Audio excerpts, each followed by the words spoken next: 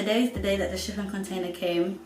I was playing with the dog that lives in this compound, and like the dog was basically all over me. So I had to get washed, and I just got back in my pajamas. So that's why I'm in the same clothes as my intro in the video for my shipping container the day I arrived. Basically just gonna be a sit down video today. It's not gonna be very fun. It's mainly just information. If you don't want to know all this information, just click another video, because this video is just gonna be kind of boring. It's just gonna be me talking basically. This is the video where I'm telling everyone is that I am no longer in the UK and I now live in Gambia. If you're my close friend and you didn't know this, I don't know where you've been. I put on my Snapchat story some months ago. It's April now, so in December, I said on my December or November, something like that, I let everyone know on my private story that I'm moving to Gambia, that I'm moving to a different country. So if you didn't know this, I am so sorry, but you shouldn't watch my story. Sorry, at least you're known through here. But yeah, I no longer live in the UK. I live in the Gambia now, so that's crazy. I've got some questions. Question is why? Why am I moving to Gambia? So years ago, my mum wanted to move country. Like, she didn't want to be in the UK anymore. Like, she wanted to move to Jamaica first, and then she changed her mind. When she went to Jamaica in 2019, she changed her mind. She didn't want to move there anymore. So she came across the idea of moving to Gambia, and she never looked back basically. She just thought, okay, that's what we're doing. And we started packing stuff since 2019, and we started clearing out the house. So we started throwing away stuff that we didn't want anymore, like old stuff that was in the loft. Threw them away, went to the dump like loads of times. And then Corona came, which then pushed my mum even more to want to move country. The whole of 2020, it was just a process of packing stuff and getting ready to move. My mum was finding links, like talking to people that's in Gambia, finding shipping companies. Like, my mum wanted to move country because I didn't want to move country. My sister did, but it was my mum and my sister. I didn't want to. I wanted to get my own place, like my own flat. Corona, it really complicated things, like especially if I was to try to get council, if I was trying to get housed by the council, it wasn't working. I was applying and I wasn't getting replies back because they were so busy. And because of Corona, like loads of people wasn't able to pay their bills and stuff. So a lot of people, more people were homeless. Well, that's what I found out from the council. A lot more people were calling in to get housed, so that was an issue. Well, I would have, but you know, like family offered, but I wouldn't have wanted to stay there because like it would be overcrowded if I was to stay there. They might say, oh no, it's fine, but that's a whole nother 3 meals to cook for someone. Do you know what I mean? Like, even if it's one person, like that's a whole nother thing to do. That's why we're here. So my mum wanted to come here, and she's really enjoying it. She's really enjoying it. I've never seen her so relaxed in my life. But yeah, that's why we moved, because it was like, yeah, am I happy? This question's a bit in the middle. Like, I'm enjoying it, but at the same time, I'm the type of person that's not really good with change. So I'm quite sentimental as well with things that I'm used to. So moving house, selling my house was really hard for me because I didn't want to move at all. I'm happy that we have somewhere to stay and we're safe, but I wasn't happy about leaving the UK. Like, I wanted to stay because I didn't want to do this, but I'm kind of happy that we're here because it's a good experience at the same time. But I'm a bit conflicted, so it's a hard question. But yeah, my mum loves it here. She loves it. Someone said, are you serious? Yes, very serious. Very serious.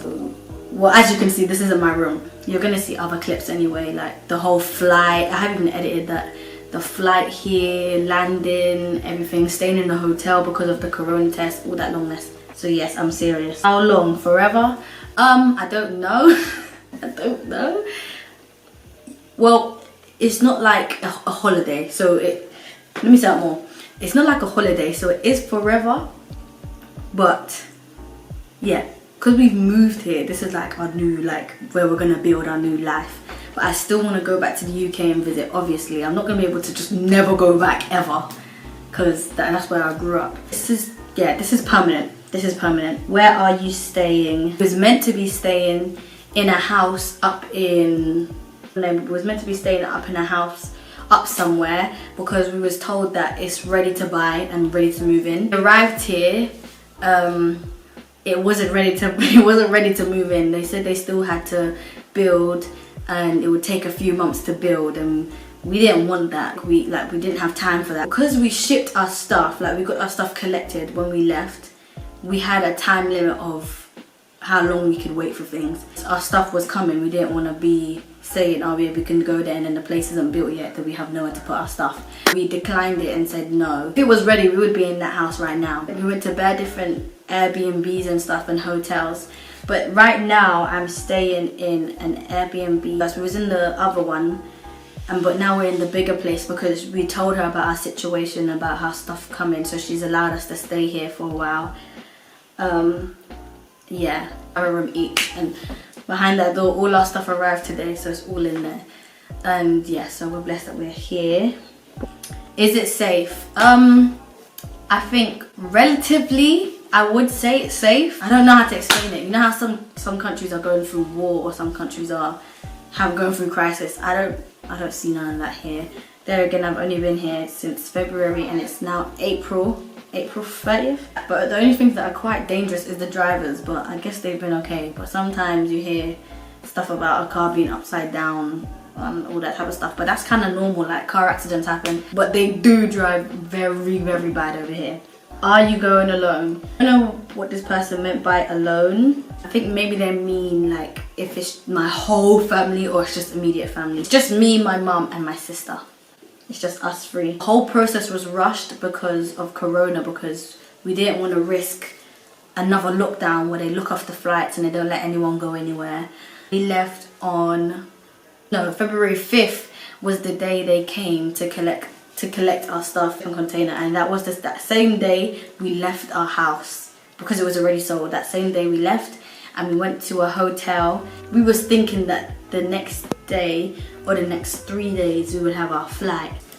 Because of Corona, you know, you have to get your tests, and they said online that you only had to get the simple test. I can't remember what it's called, but it's only the one where you go up the nose at the nostrils. It's the one that we got. Then when we got the results back, we went to go on our other flight and we nearly missed it, and then they said these are the wrong tests. So basically we couldn't get on that flight, so then we had to stay in the hotel for another 3 days results back. So that was really frustrating because we had to pay out more money, because these Corona tests, they're not cheap, you know. Money for the hotel as well, and then you have to pay out for the tests again. It's just long. And then imagine we had to bring our suitcases back and forth from the airport to the hotel. That was long. Cat, I don't know if everyone knows this, I had a cat. His name's Cairo. Unfortunately, because of Corona, we couldn't take him. Very, very frustrating. Yeah, it's very annoying. Or you would have to get a pet agency to take him. So that was annoying, but we couldn't find any pet agencies to go from the UK to Gambia. And so yeah, we had to give him away, and sadly he's gone missing now. Run away from where he was. Not even a week after they had him. A couple weeks after we landed in Gambia, a pet agency replied to me saying that there's a way to bring him. So that was very, very annoying. If we find him, then I'll definitely try get him sent over here, because I'd rather me know where he is, or at least even if someone else has him, I would rather that, just so I know that he's okay, because he ran away from that place like not even a week after, and now I literally have no idea where he is. But at least he's chipped, I mean. So yeah, that's Cairo, so he's not with us. What else? The Gambia. So when we arrived here, we had very high expectations because we heard a lot of things about how it's very free here, and it's like you can do a lot of stuff here and stuff like that. It's a lot of that information you hear, you have to be careful because only to an extent. When we arrived here, there was a lot of inconsistency, like from the very beginning. Got here, have a guest house, and that person didn't come to the airport or pick us up. So then we got taken in this is what happened. The night we arrived, we got taken in a coach parked outside the front of the airport. Then like there's a whole car park behind it. You would not expect a whole car park to be there because it was just the coach and that's all I could see. Just people are there, the workers are there trying to come help you with your bags, but it's like, no, I'm fine, I don't need help, but they don't listen to you. And then afterwards they're trying to like get money from helping you with the suitcase, but it's like I said I didn't need help. that was jarring. Anyway, so we come out and then we're in a coach and it's really cramped because there's loads of people in there. They tried to say because you're from Europe, you had to get taken to quarantine, and I was thinking that doesn't make any sense. Yeah, we got put into that coach. We've driven into the middle of nowhere and it was dark, so we didn't have any idea where we was going. I couldn't see anything, so it's not like me and my mum and my sister were just gonna take our 6 suitcases, because we have 2 each. Take our 6 suitcases and go out in the middle of nowhere. They have to keep us there at the hotel. We had to pay for the rooms, and they have to keep us there to do a test the next day. And I was just thinking, this sounds a whole lot of illegal, because it was a whole lot of crap. Like, we didn't even get corona test results back. That was all fake. So they made us stay in that hotel for a day, and then we tried to find the place where we was meant to be staying that we booked for. We're thinking they're gonna bring a big like car, or 7-seater at least. They're bringing in normal taxis that are like small taxis. You'll see them in my videos. They strapped me and my sister's suitcase on the top of the car.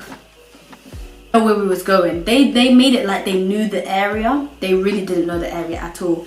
So we was like saying the name where we're trying to go, and they didn't know at all. And then they were asking bare people, basically exposing where we're trying to stay, letting everyone know where we're trying to stay, where it was.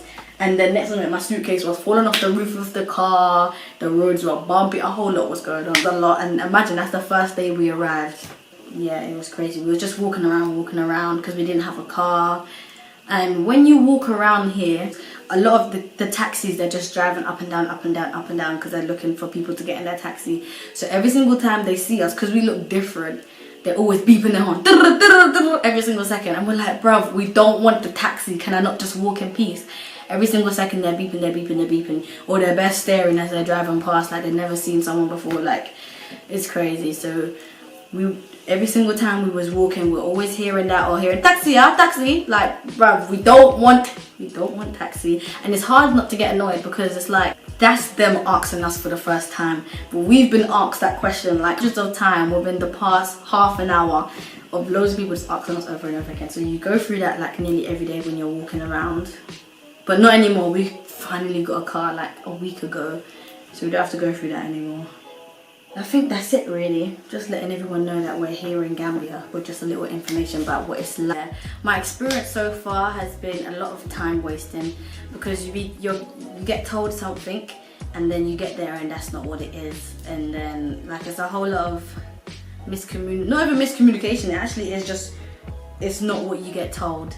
Or people are just money hungry, they're just trying to get money from you. And it's a bad experience sometimes, but the good experiences that I've had is when you've got a car. Well, no, even the car had problems. When we go to the beach, that's really nice, but sometimes people even harass you at the beach. But it's only because they try really hard to sell what they need to sell, or like sometimes the men, you think they're just being nice, but really they're just trying to get money from you. That's my experience so far. This is just a video to let everyone know that we're here. A lot of the videos are going to be coming soon. Just be patient, guys. And the quality, look, see, this is with my camera. This is what I've been filming all my videos on. So that's why the quality is not going to be as good as this. Yeah, I'm going to end the video get here, guys. But yeah, I miss all my family. I miss all my friends. I'm going to close out this video and send you guys with peace and love.